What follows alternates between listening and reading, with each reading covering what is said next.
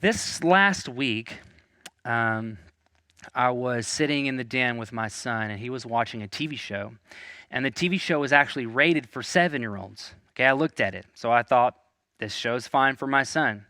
And I was actually reading a chapter in a book about how Satan uses the ideas of this world to, to put us in opposition to God. Okay, and literally, seconds after I highlighted a sentence in my book, I looked up and I saw two males reach in and kiss each other. Okay, they both had long hair, so I was like, they have male voices. And I asked Heshman, I said, is one of those a girl? And he said, no, they're both boys. And I freaked out a little bit. I paused it and I had to have a conversation with him. And I'll talk about that in a sec. But let me show you the verse that I had just read, or this sentence that I had just read seconds before. I am not even kidding you.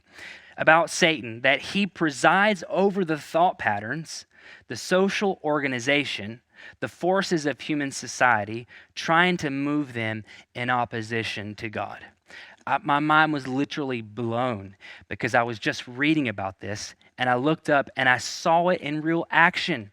Okay, this experience, this show is a perfect example of Satan using mainstream media to communicate to my son that same-sex sexuality is okay, right? They're putting ideas into our kids' heads. And so I had to have a conversation with my son, and I had to put ideas into his mind.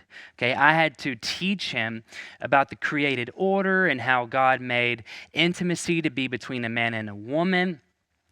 In the context of marriage. And actually, this week I also had my first porn talk with Heshman. Not a sex talk, but a porn talk. Because, kids Heshman's age, he's 8, and they have cell phones, they have iPads. My son doesn't have any of those, but he hangs out with the neighborhood kids, and they have iPads. And it's not a matter of if, it's a matter of when my son sees something.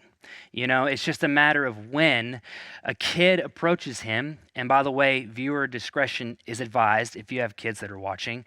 It's just a matter of time before another kid approaches my son and says, hey, did you know that there's people who take pictures of their private parts and post them on the internet? Or one day someone's going to come up to my son and say, hey, look at this picture or look at this video. That is going to happen to him. And he's going to hear it from the world. And so as a father, it's my responsibility to put the godly version in his mind. Thankfully, my son has never seen anything like that yet. And I had the opportunity to have this conversation with him, which I was very hesitant to do at first because I'm thinking I don't want to be the person that puts these ideas in his mind, but it's better that it's me than someone else. And so I literally had a conversation with him and I told him that there's people out there who take pictures of their private parts and they post them on the internet. And it's purely for entertainment. They make a lot of money. It does not represent real life, and it's to corrupt your mind, and it is to hurt your devotion to God. And I shared this with him so that he could be prepared for that day and that he could protect his mind. I also watched a video this week, and it was I don't know the right phrase, kind of like a gender reveal party, but it was for a school. And they had an assembly, and the purpose of the assembly was for these students, these elementary students in line, to tell everybody what their gender is. And so the teacher handed a microphone to this little 7-year-old kid, or he's probably younger than that. And she said, go ahead, tell them what your gender is. And he announced to everybody that he was a girl. And to me, I see this as a perfect picture of how that child was manipulated by the ideas of other people. That wasn't his idea. He was manipulated by the ideas of other people. And so ideas are very powerful.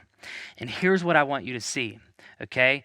You are being discipled by someone, okay? Your children, your whole family is being discipled by someone. The question is, who? Are you being discipled by the greatest moral teacher who ever lived, Jesus? Or are you being discipled by all the ideas that are flooding into your mind through mainstream media? Okay, through the shows that you watch, the apps that you are on, the music that you listen to, which, by the way, these aren't bad things. They're good things. They're a part of our culture. But the enemy uses them to speak to you.